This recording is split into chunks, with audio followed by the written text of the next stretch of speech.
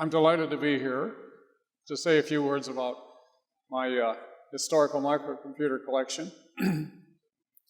As you can see from the slide up here, we have at least 45 years of energy into this project.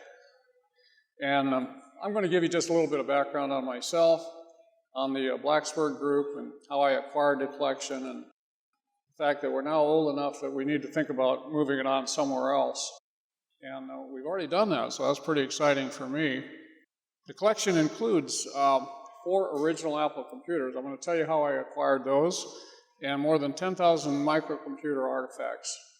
Now, that doesn't mean 10,000 computers, but 10,000 items.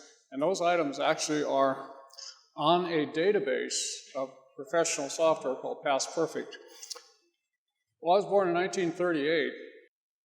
And these are my parents. They were born in the late 1800s. And they lived through World War I, the Depression, World War II, the Korean War, the Vietnam War. And my dad was actually 10 years old when Teddy Roosevelt was doing his Rough Riders in Cuba. So they were old farm folks. I learned a lot from them, but I didn't learn any electronics from them. Here's me about 7 years old. And became interested in electronics at about 10 years old. I got a crystal radio, and I hear so many people started that way. They got a little crystal radio set. And that's how I got started in the hobby. But at 15 years old, I became a radio amateur operator in 1954, 62 years ago. Now, I don't see anybody out there that's that old, actually, right? Oh, one guy, okay. And I'm still an active radio amateur. So that sort of got me into electronics, and we're still active in that.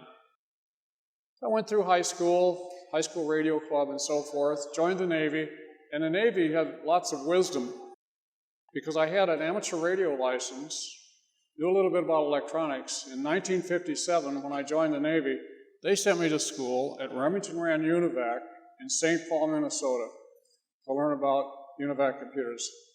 That was 59 years ago. I have a hard time remembering that far back, but it's true. I got my start in computers. And interestingly enough, Grace Hopper was a research software scientist there at that time. Pretty exciting for me. After the Navy, I went to school at Oregon State University. Graduated in 1963. With a degree in business and technology, engineering and business, 4-year degree. Out of college, I worked for some pretty interesting companies down in what became as Silicon Valley. I don't think they called it that then, but I worked for Fairchild in 1964. And interesting for me, Gordon Moore and Robert Noyce were there at that time. They founded that company, and they went on later, of course, in 1968 to found Intel. So I sort of was close to some pretty famous people. I never rubbed shoulders with them, actually. I just knew they were there. But it was fun. It's fun looking back on it. Then I went to work for Varian Associates a couple years. I learned a lot about chemical instrumentation. These are big instruments with big magnets and just huge things. I became an expert in traveling around the United States. And interestingly enough, I think somebody mentioned this earlier, the high school sort of guided them. The counselor in my high school, we took a little test, and the test results were that I was interested in forestry and engineering. And I ended up doing both, actually. Anyway, I also had a dream of teaching at a university. I don't know why, but I did want to teach at a university. And when I was with Varian traveling around the various universities, in fact, one summer in 1966, there was an airline strike. And at Virginia Tech, there was a bunch of instruments that didn't work for Varian. So I drove my car from St. Louis out to Virginia Tech and repaired their instruments. I didn't think too much about it. A couple of months later, in fact, in November, I got a call from one of the faculty members there. Said, David, we have an opening, and we'd like to have someone come out and teach instrumentation, help us design instruments, and just help us move from the old wet chemistry where you stick a piece of paper in there and see what the pH is to electronic instrumentation. Well, I leaped at the opportunity because it was a full faculty position, and I did get tenure in 1973. And no, I only had a BS degree from Oregon State, no PhDs here, so I was really blessed. Well, I was able to continue at Virginia Tech from 1967 to 1998. I had a long career, a very interesting career teaching instrumentation, automation, and computer things, along with a few other things there at Virginia Tech. A wonderful career. One of the first things I did, it is me, I mean it doesn't look like me, but it is. One of the first things I did at Virginia Tech was design an automated data collection system, where we took, how they collected data prior to that was on a strip chart recorder. You get this link pen writing on paper, and you read it, and then you punch it into the computer, and so forth. Well, I made this little automated data collector where we took a digital multimeter, converted the BCD to serial ASCII, so the teletype would print the data, and it was also punch the paper tape. So now we didn't have any manual stuff. Then they could take the paper tape and read that into the computer. That was about my first project there, and that was back in 1967. Well, we were using PDP-8 computers. Microcomputers weren't around at that time, except the one that Ray Holt talked about this morning, but that was in an airplane. We were teaching how to get data into these mini computers, and it was pretty awkward. I was fortunate to become acquainted with Dr. Howard Momstead at the University of Illinois and worked with him for several summers, and he was a pioneer in teaching electronics to non-engineers. He had a program called Electronics for Scientists, and I worked with him for several years out at the University of Illinois, and then about 1971, he was working with the Heath Company to develop an interface unit where you could do interfacing and get the information into the computer with a breadboarding kind of device, and he invited me to work with him, and so we were a consultant to the Heath Company for a couple of years and designed a thing called, I mean, I didn't really design it, I was a consultant on the job. It was a buffer between the computer and the outside world, and they called it a computer interface buffer. It was pretty cool. That was when Heath was part of Schlumberger. Of course, they've been out of business for a long time. But that was an interesting project, and it was really expensive, big, clumsy. But we did teach seminars on how to interface instrumentation and get the information into the computer. And that was really a big thing in those days. And somebody mentioned hauling a teletype around one of the earlier talks. We did the same thing. We took this equipment one time out to San Francisco, about 400 pounds of stuff, and taught a seminar out there. And most of the seminars were more local, but that was it. Well, in teaching our course, I had a series of courses. I called them Electronics for Scientists too, because I learned that from Dr. Momstead, and we liked the idea, Electronics for Scientists. And the courses I taught were courses you could take for graduate credit or undergraduate. They're sort of intermediate there. And we started out with tubes. In 1967, we were still teaching operational amplifiers and digital electronics with tubes, and then we were moving into GTL integrated circuits, but the teaching equipment was very, very crude. You got a pointer around here somewhere. I don't know where it is, but anyway, about 1973, I designed some real simple digital circuits for generating digital logic, some lights for reading, and I mean, just simple things, really. And we called them outboards because we could plug them into this wireless or solderless breadboard and do all your digital experiments with clocks and pulsars and lights. And here's an even more sophisticated outboard with the UART on it, Universal Asynchronous Receiver Transmitter. So we had these little outboards you could plug in little modules. It was really great. And, well, we needed something to go with that teaching. And in the year 1973, Professor Roney from chemical engineering came over and sat in my course for a year. He wanted to learn electronics, digital electronics, and we, at the end of that year, we were using these breadboards and teaching with the TTL chips, and the teaching material wasn't very good either. Middle, okay, great. The teaching material wasn't very good, so we sat down and said, maybe we can write some better teaching material. And Professor Roney sat down at his typewriter and typed out the manuscripts to Bug Books 1 and 2. A lot of people have heard of Bug Books 1 and 2. And we had our little bugs here, which I still use today to indicate work that we do. These are very basic books on just, gates and flip-flops and shift registers and adders and so forth. But you plug in your little chip and wire right around it. They became very popular. Well, we now had some breadboarding equipment and some teaching equipment, but what do we do with it? So I went out and looked for a company to market these products. And I ended up with E&L Instruments in Derby, Connecticut. And they were selling similar kind of things. I said, yes, we'd like to sell this product and so forth. And so we worked an agreement with them on a royalty basis. We never did market anything ourselves. We always went with a royalty basis. Oops. And there was a whole series of these so-called outboards that I designed for all kinds of different functions. So you had function modules you could plug into your little solderless breadboard. Worked very nice. And as I said, E&L Instruments started to sell Bug Books 1 and 2, the little modules, a power supply, some chips, and some wires, and you could learn basic digital electronics. It took off really like wildfire. People were hungry for simple ways to learn digital electronics. Well, we couldn't even find a publisher for our books, so I had them printed in our local hometown and self-published them. E&L sold them.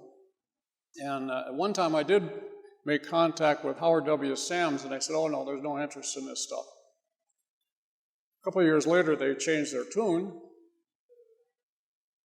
And the third book that came along was Bug Book 3. And now we're into computers, 8080 microcomputer interfacing. And now we're also working with John Titus. So there was Professor Roney and myself. Now John Titus comes on board, and he designs a computer for us. Now John Titus is the one who designed the Mark 8 computer. So he designed another computer to do experiments with. And then we wrote this book around the 8080. And it was basically, this was the first book fundamentally, first academic book on how to interface a microcomputer, how to tie it to equipment and so forth. And the book became pretty popular, actually. And our little bugs that we've been using on everything, we put it on all of our equipment, everything we made, we put these little bugs on there. And pretty cool looking little bugs. By the way, they were designed by a student. We had a little contest one time in class, and we asked some students to draw some characters, and this is the one we chose to use. And I want to say I'm not real proud of the fact I did not even record the name of the person, so I can't give them credit, and that's very unfortunate because I've used them for so long. It was done by a student.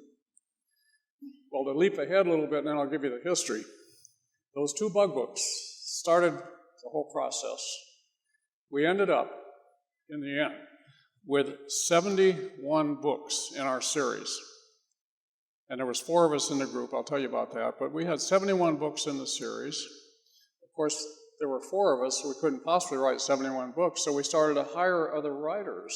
And we became a technical literary group, creating our own book, our own hardware, we got our own computers, and E&L Instruments was selling that.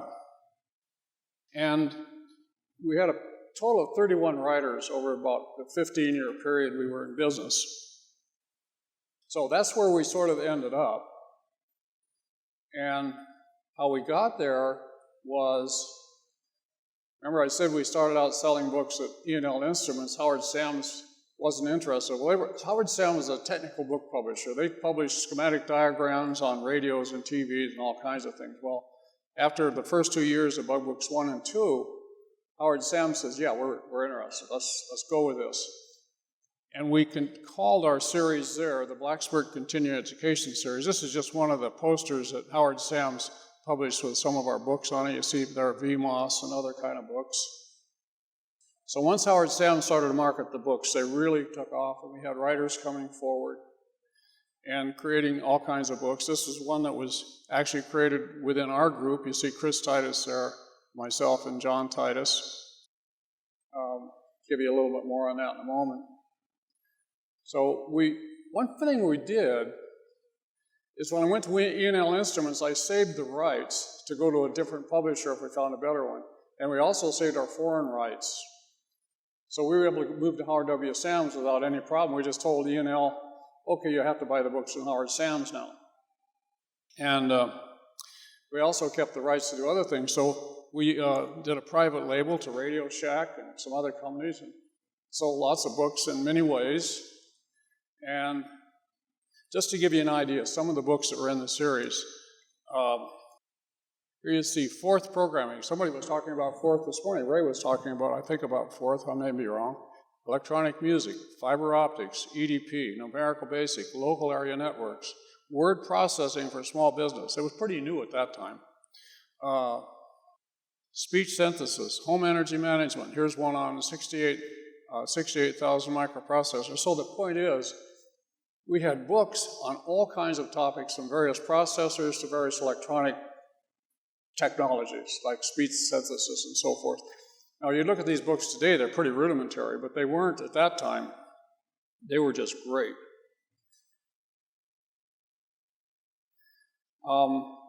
As I said, we had 31 writers, and Professor Roney and I were teaching, we did a lot of workshops, microcomputer interfacing workshops, really at many places. And we were doing one at Edgewood Arsenal in Maryland for the Army, and this fellow Howard Berlin comes forward in the course, and he says, David, he said, I got this suitcase full of manuscripts of books I want to publish. I can't find anybody to publish it. I think I'll just be a vanity publisher and publish it myself.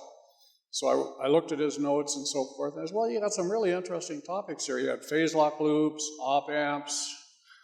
This was the op-amp book. I said, well, Howard, if you rewrite them a little bit, we can probably publish them in our series. And we called our series the Blacksburg Continuing Education Series.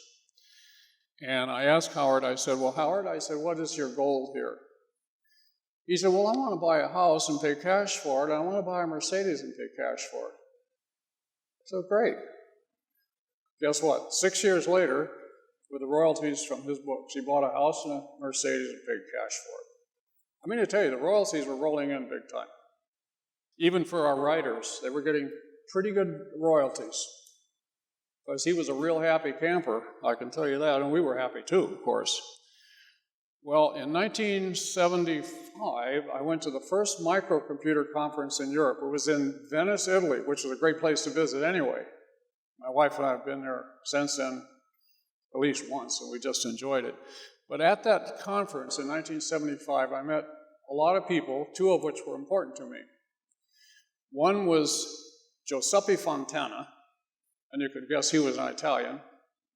And he said, Dave, he said, I want to translate your books into Italian and sell your equipment and so forth. So these books over here are all Italian. And but believe it, the logo, they took that off a $20 bill. They took Jackson off a $20 bill, just copied it. But anyway, they translated 22 of the books into Italian and sold them in Italy along with our computers and digital outboards and all that. And it was really fun because they were having us come over every month or two and teach a seminar. So here we are flying back and forth to Milan and selling books and computers and just having a grand old time.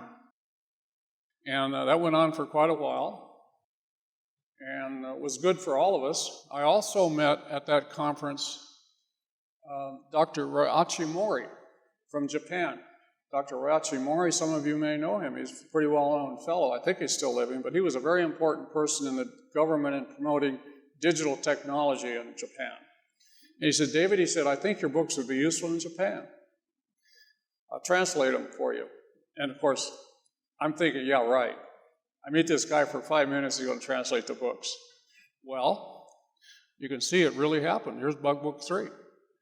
I translated the early books into Japanese, so we had Japanese books, Italian books, and when we ended up with some German books and even some Spanish books. Well, with those 71 books and so forth, and all these translations, the royalties were coming in nicely.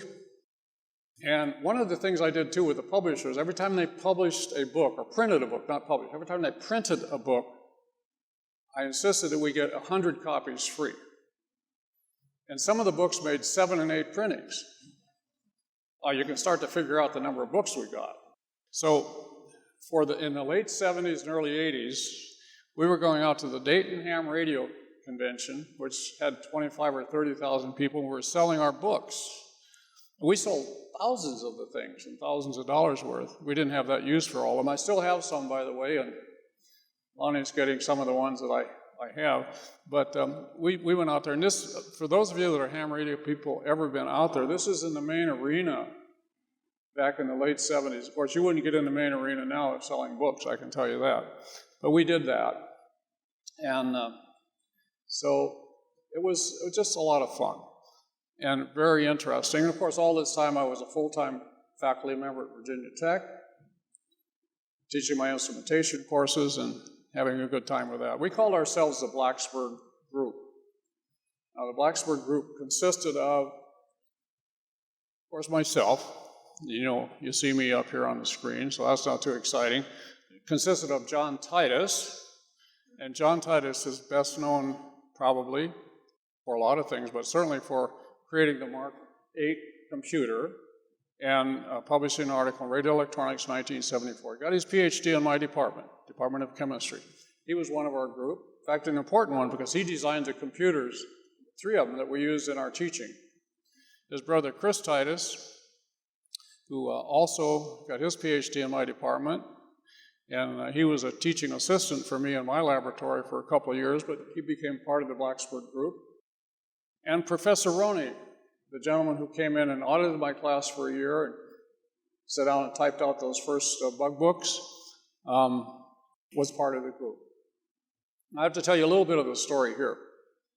As I mentioned, there were 4 of us in the Blacksburg group, and we're basically getting cash in from royalties, and we're distributing quite a bit of money, and we're buying things on the side to invest in. We're buying land and a few other things, and a lot of professors are a bit prima donnas. I hope there's no professors out here that are insulted, but they're prima donnas, and they're just better than everybody else. And Professor Roney decided that he wasn't getting 1/4 of the money coming in wasn't enough, and he wanted a little more. He wanted more of all this, more of that, and so forth, and more credit for what he did. So to make a long story short, we ended up in litigation with Professor Roney and finally divorced ourselves from him. And Chris and John and I carried on the company for another 7 years, selling books and computers and so forth. And all I can say about Professor Roney, he's a really great scientist, but he's not a business person. And I would say he's quite a bit less well off because he dropped out of the group and tried to do his own thing. So if he would have stayed in there, he'd probably been much better off. But anyway, the group ended up being 3, and we carried on for another 6 or 7 years. So that's sort of the bug book story. And the bug books are still kind of popular by some people. They like them, and you can still buy them on Amazon, by the way. You go to Amazon.com, and you find most of the books available there. I get calls every now and then. People say, want to buy a book? I say, well, just go to Amazon. Well, let's talk a little bit about my collection, computer collecting. I've been a hoarder all my life, and that's really a better word than a collector. But I claim the start of my collecting and hoarding for microcomputers in 1971 because that's when the first commercial microcomputer was available, the 4004. But anyway, I've been collecting for a long time. About 8 years ago, we had a large collection, and we decided we need to open a little museum. So we opened a small museum in our little hometown, and then we rented a bigger space and put more equipment on display. We had about 350 items out of our collection on display, and we called our museum the Bug Book Historical Microcomputer Museum. And it was mostly microcomputer-related things, and it was a very nice display for our little town. We had gaming computers, early computers, some early toys, and, just a nice variety of the early things, including of course, our book series, some gaming stations over here on the left. Kids love to come in and play those games. And I also got back into teaching a little bit because this fellow here, Grayson Van Buren, the last 2 years, came over as a graduate student and was doing studies on museum operations using our museum as part of his studies. So we did some official graduate teaching the last 2 years as well. Well, just a little bit about a few of the computers that we displayed in our museum. I won't bore you with too many of them, but my favorite ones, of course, were the ones that John Titus designed. You remember Bug Book 3 I talked about. We needed a computer to relate to the experiments. Well, John designed this computer called the Micro Designer. And, you know, we were still thinking of mini computers in the early days of microcomputers. So we had lights and switches and so forth, and multiple cards, and it was expensive, but the I/O, the data control and address bus was all available down here on a breadboard, so we could breadboard circuitry, but it was kind of an expensive computer, and E&L Instruments did sell that computer. This is one of their catalog pages here with the computer, and but it didn't sell real well because it was a little expensive. So in order to get a more efficient computer, cost-wise and otherwise, John designed this computer, the Mini Micro Designer, or MMD1 really is what it was called, around the 8080, and it was a single self-contained board. And I don't know if this is true, but I assume it has some of the legitimacy. If you go to Wikipedia, John is given credit for designing the first single-board microcomputer. I've not researched that, I don't know if that's true, but they say that in Wikipedia. And I did not put that entry in there, so I don't know. But anyway, it was a nice single-board computer, and here's the I/O, and we could put our little outboards out here and do all kinds of interfacing experiments, and not only experiments, to tie it to real instruments as well. Well, this computer sold thousands, not millions, but, you know, a number of thousands. I don't remember how many, but quite a few thousands. So it was a great product for a long time, and it was sold in many countries, including a lot of them in Italy, but a lot of them in the US. Of course, there's John Titus's Mark 8. This Mark 8 is not in a case. It's one of his nicer examples of just the 6 boards that go along with the Mark 8. By the way, we ended up with 5 Mark 8s in our collection. This computer, I found it in the corner of our warehouse. I say found it because I forgot it was in there. I didn't even remember it being in there. Remember, this collection started back in the 70s, and some of the stuff was stuck in corners for years in the warehouse. Well, this computer here is a Raycom 2 made by Autonetics in 1950, well, it was designed in 1958. When it was sold, I don't know. But there's dates in this computer that say 1958. This is considered to be the first commercial transistor computer. And this one is serial number 3. So this computer is probably the oldest commercial transistor computer in the world. Probably, you know, you never know about these things. Well, of course, our collection included some of Ray Holt's material, the Super Jolt, and I know somewhere buried in there, I think there's just a plain Jolt as well. But we were delighted to have this also in its original box. You know, this is another computer I kind of forgot that I obtained in the mid-'80s. It's the Selby computer. You know, there's only about 200 Selby sets of cards made. Nat Wadsworth and his partner made those cards. And this computer has those cards. It's a Selby computer, but it had some custom interface cards, a video card. And what was interesting in those early days, and by the way, the Selby, and you'll see it out there here in the museum here too, the ad in QST magazine, March 1974. I think it was the first time that a microcomputer kit was advertised. So these early computers, people built them around wooden frames, and you know, they're pretty crude by today's standards. But that's what I find interesting about these old computers, is how desperate people will, or I wouldn't say desperate, but how they were willing to really do whatever they needed to do to make a computer work. This was an interesting computer made by Intercell. They had a microprocessor chip, CMOS, that executed PDP-8 mini-computer code. So they built this little trainer demonstration computer to sell their microprocessor chip, which did PDP-8 code. Well, the thing of it is, mini-computers were in a death spiral about this time. Nobody wanted to buy a microprocessor chip that executed PDP-8 code. I mean, PDP-8 code is pretty rudimentary, you know. So it was a short-lived exercise, but really a beautiful little computer if you like to execute PDP-8 code on a mini computer, or microprocessor, or microcomputer, I should say. Well, this is a Martin computer. Many of you have heard of that. It was a 1975 effort by the Martin folks to have a little computer. There's about 4 or 5 cards associated with it, and it was based on the 8008 or the 8080. I think they might have even done an 8085 version, I'm not sure. But I know I bought this computer in the late 70s and added it to the collection. Of course, we had, obviously, a good many of the Altair computers and versions of those.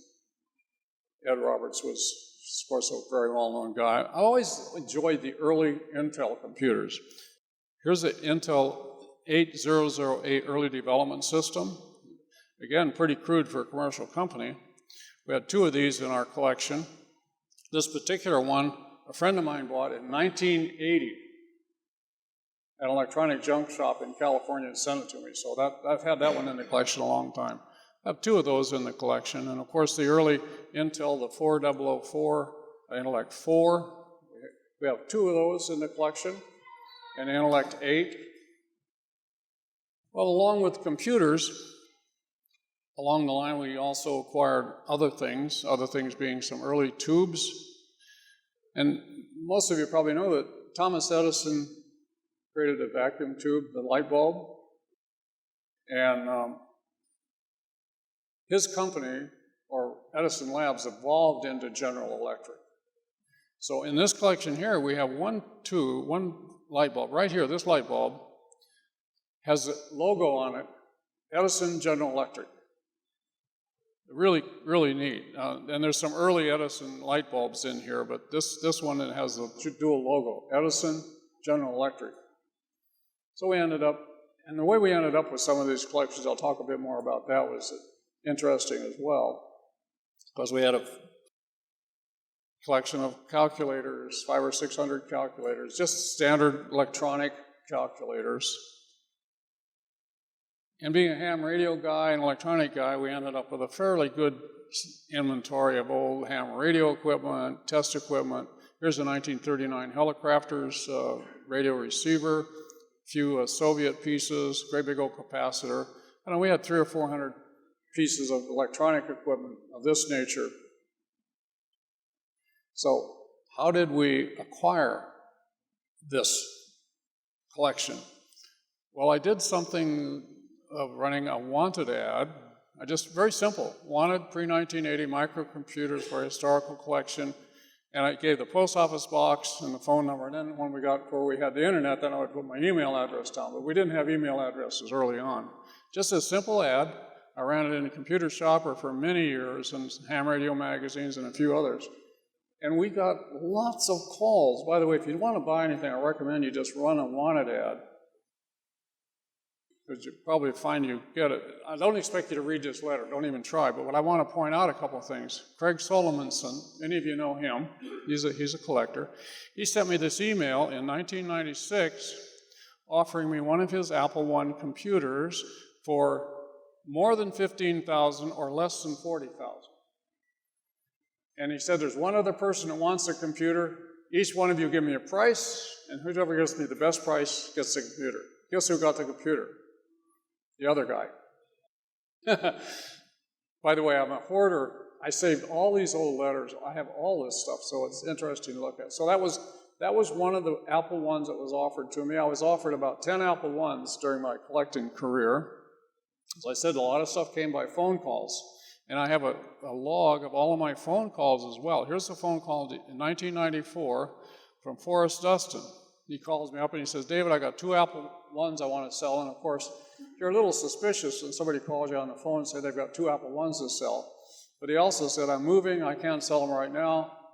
After I move, I'll give you a call. 6 months later, he called. He said, David, I moved, but I can't find the computers. He said they got lost in the move.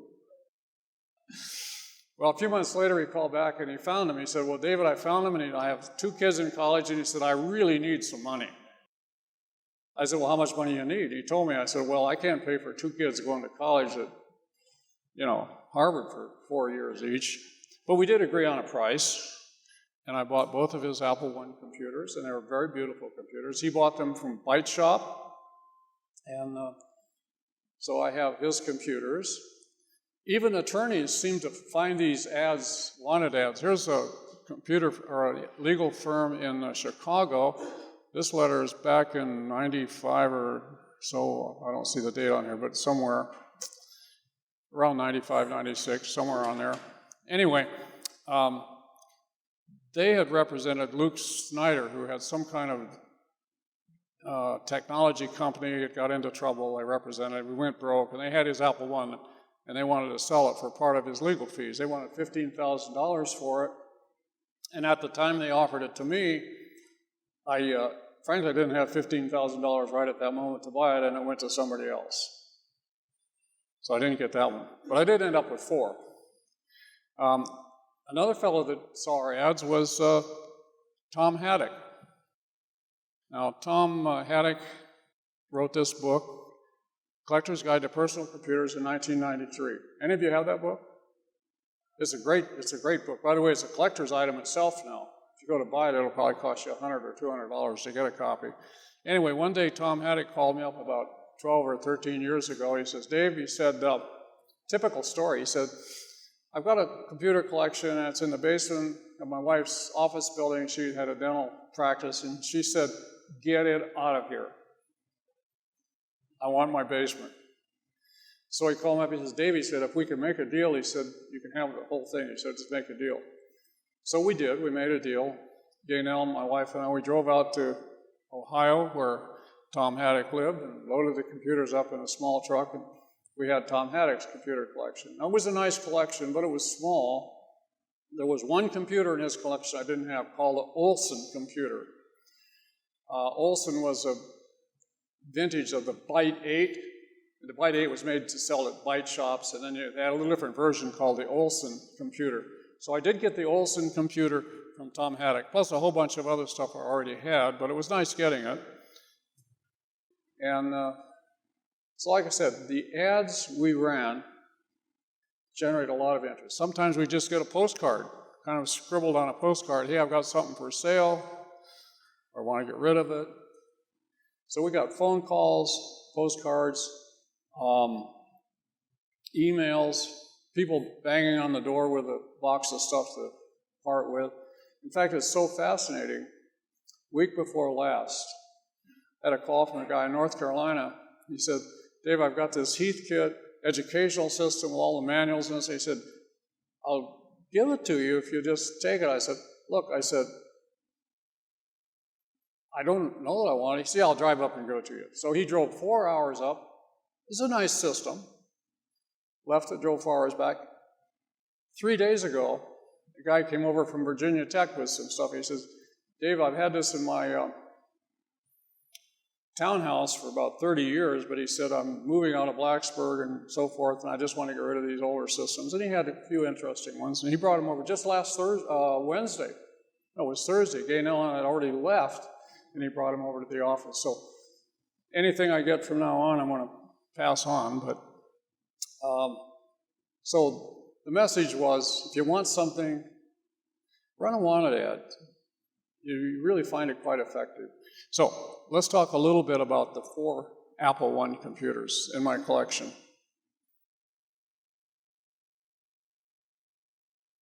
This one I haven't mentioned anything about. Again, around the mid-90s, early 90s, I don't remember the exact date, I got a call from John Booth, and he said, David, he said, I've got an Apple I computer and I want to sell it. But he said, the crazy thing is, I call up collectors, they just want me to give it to them. He said, I can't give them this computer. I said, well, how much you want for it? And he told me it was a reasonable price, so I said, fine. We got a deal. It's a beautiful computer. It is really unmodified without blemish. And you've heard stories about a few of the Apple I computers being in wooden cases. And his is in a wooden case, and it's a vintage case of the same period, with a keyboard and so forth. And it also has the power transformers to power the unit. And it was a beautiful computer, absolutely gorgeous. And came with, he had the original manuals and a few brochures and things that came with the computer. And I already mentioned the two Forrest Dustin computers and how I got those. His kids went to college, he needed money, and we were fortunate enough to have enough in our pocket to buy them. And they're nice computers, really nice. Now, I hadn't talked about this one yet either, the Adam Skulski computer. This has a kind of a more interesting story, at least for me. Adam Skulski was a young friend of Steve Wozniak's. And if you read Woz's book, I Woz, you'll see some stories about this. But Adam Skulski called me up again in about 1994, and he says, well, David, it's a typical story. He says, David, I've got this Apple I want to sell, and my wife and I want to start a business, and we don't have any money. You know, everybody wants some money, and they've got something to sell. It's pretty normal. So we negotiated the price, and we paid his price, and I'll tell you a little bit more about the story. But here's part of the story is, this is his original letter to me with his signature back in 1994. When I packed up my office when I retired from Virginia Tech in 96, I packed up a lot of stuff, and this letter got stuck in with some notes, and I only found it 3 weeks ago when I was going through some notes from my office. I had copies of it, but I didn't have the original letter. And he's telling me what he's sending me. He sent some really nice stuff with the computer. And one of the things he sent was an original Altair to Zaltair computer. Now, many of you probably know this story, but the first West Coast Computer Conference, 1977, where Jobs and Wozniak were introducing their Apple II or trying to sell it there, Wozniak and his buddy Skulski, and Wozniak's idea to do this spoof. He said, let's do this spoof against MITs and write this phony brochure with data and all that on it. And Skulski and Wozniak distributed 10,000 of these at the first West Coast Computer Conference. And interesting, they were able to keep it a secret, even from Steve Jobs. Wozniak says that it was a number of years later he told Jobs that he was the one that did that, and they all had a big laugh over it. But anyway, part of what I got from Skulski was this original, and there may be others, but until somebody tells me different, I'm going to say this is the only original Altair to Zaltair brochure. There may be others, but we know this is original because it came from the guy that helped do it. And by the way, Skulski is still living. You can call him up on the phone and talk to him. And what he'll tell you now, people have done that, and they say, well, why did you sell your Apple I? He said, I don't know how he shrugged, but he said, I guess I was stupid. Well, we didn't know. Who knew then? We thought he was getting a big price for it, and I thought I was paying a big price. You know, we didn't know. So I got some really nice stuff from Adam. And as a matter of fact, it also came, by the way, it didn't have chips in it. It was just a board, complete with everything except chips. But it came in an original box, and many of you have probably seen this photograph of these Apple I's stacked up in one of the bedrooms at Job's house. Well, all I can say is maybe one of these boxes contained a Skulski computer. I don't know, but it did come in the original box. Well, I told you a lot about my collection, how I got it, the bug books, all that. So what's next? Well, the whole collection, thanks to Lonnie Mims, is now going to be part of the Computer Museum of America. In fact, a lot of it's right here in this building. We did retain 2 of the original Apple I's. Everything else, and I mean literally everything else. When Lonnie talked to me, I didn't think he had any interest in radios. I said, you don't want my old radios, do you, Lonnie? He said, oh, yeah. He says, I want everything vintage electronic. Let me have it. So when we packed up everything we had. And this just took place very recently. In January, Gaynell and I came down here and met with Lonnie and his wife and arranged the transfer. This pile of papers, by the way, is a printout of that 10,000 item inventory on our computer. So we made the deal, and we also brought a few things with us when we came, just in our car. One of our storyboards. By the way, we hire a lot of interns in my little company. This storyboard was made by an intern when she was a senior in high school. She's now graduated from college and working as a professional graphics designer. Well, you know, after we made the arrangements with Lonnie, It took a little longer than either of us expected to get a company that would move the material from there to here. But once they started moving, this is my warehouse up in Virginia. And you can see boxes stacked up and down here that they packed. And the company that was doing the moving says, oh, we can pack this material up in 3 or 4 days. We got it all packed up. They worked 10 days, a crew of 2 to 6 people packing, and they finally finished up in 10 days. And the way I had it stored in my warehouse, basically back in about 95, we started the inventory, and we would clean the device. It was a computer, whatever, wrap it in clear plastic, put an inventory number on it and a date, and put it on a shelf. Here you see a few Altairs and M size. Here's another shelf over here with more Altairs and M size. Here's a North Star, a couple of Intellects down here, and so forth. So this was pretty typical of the shelves in our inventory, just packed solid. The thing that the company that was doing the packing didn't realize, these shelves are all 4 feet deep, and they were solid from bottom to top in the warehouse. And they underestimated quite a bit by how many packages they would have. And of course, as I mentioned, we transferred all of our old radio things, and those of you that are ham radio people will recognize some of these really nice old Heathkits and Tintex and so forth. And we had a fair amount of this kind of stuff. Here's another little view of about maybe 200 boxes ready to be loaded on a truck. And we ended up with about 1,700 boxes and over 30 tons of equipment that came down here. Tell you just a little bit about that. They underestimated everything, the amount of weight, the amount of boxes. One of the trucks, we couldn't get an 18-wheeler to my warehouse. It's a little too steep a driveway, so they'd bring a 30-foot big van, and they loaded one up, and they couldn't get it up the driveway. It was so heavy, I had to call a wrecker with a cable to winch it up the driveway. Of course, when they got to the scales, they found out it was about 4,000 pounds over the limit of what they could even drive on the road with. So anyway, I'm really excited and delighted to be working with Lonnie and have our collection to be part of his Computer Museum of America. And the last truck came down about a week ago Thursday. With that last 4,000 pounds of overweight, they had to leave it up there for a while. They brought it down just about 10 days ago or so. So the only thing I have left of the bug book collection are 2 Apple I's. All the rest of it's here in Roswell. And I'm delighted. Lonnie's asked me to be a board member of his museum. Of course, I'm very honored to help him in that way. I'll continue writing my blog. And by default, I'll continue to get computers. I found that out the last 2 weeks. But anything I get down here, anything I get up there, if it's worth bringing down, we'll eventually bring it down here because I don't desire to start a computer collection again. So that's sort of my story. Just a final comment.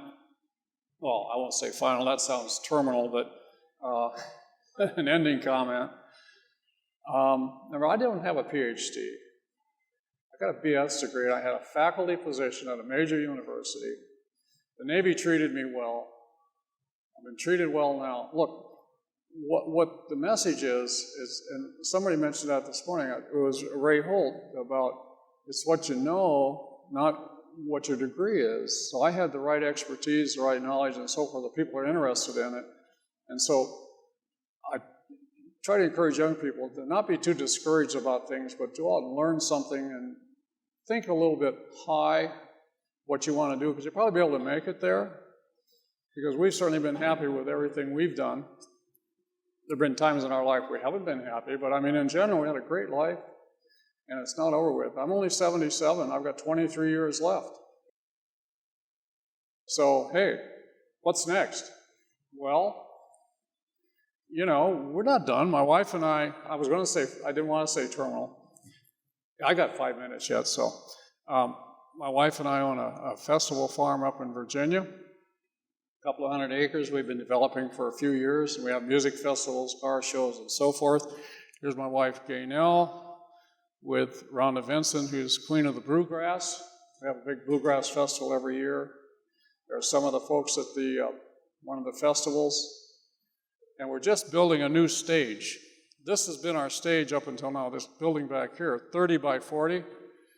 I just took this photo about 3 or 4 days ago. This stage is 46 feet across, 46 feet deep. That's not counting the speaker towers. So we're going big time with our stage and adding to it. We have a 45-unit RV park there, 2 camping grounds, biking trails coming on. We haven't built them yet. We're starting to build biking trails, hiking trails. So, you know, we have plenty to do. I'm still a ham radio operator. We have 3 nonprofit foundations that my wife and I manage, one of them being a radio foundation where our mission statement is promoting goodwill through amateur radio. And we're still very active here with projects, particularly in the Caribbean now, but we've had projects in South America, Russia, Ukraine, Bangladesh. So the message is we have a lot to do yet, and we thank you for watching and listening.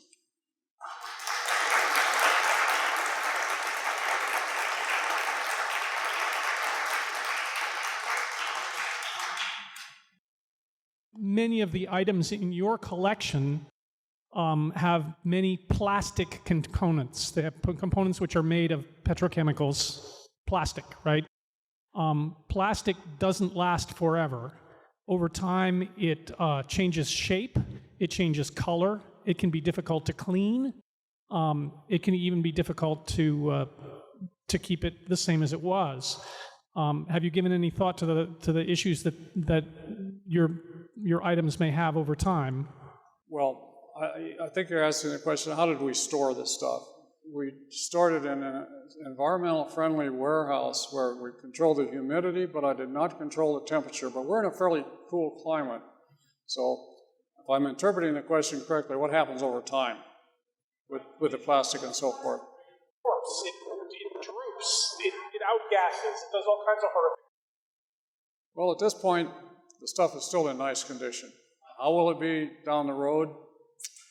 You know, I think Lonnie will probably take better care of it than I did. I know he's got a really environmental-friendly warehouse with temperature control as well as humidity control. So it's going into a better life. That's all I can say. It should do. It's going to do as well as it can. We did pretty well with it. We kept it dry and so forth and protected, and it did well. I haven't noticed any particular problems with any of it, but that's not to say that they wouldn't be coming on at some point. Okay, I hope I answered your question. Anything else there? Okay, great. Been a lot of fun, and we're just delighted to have it here. Thank you so much for listening.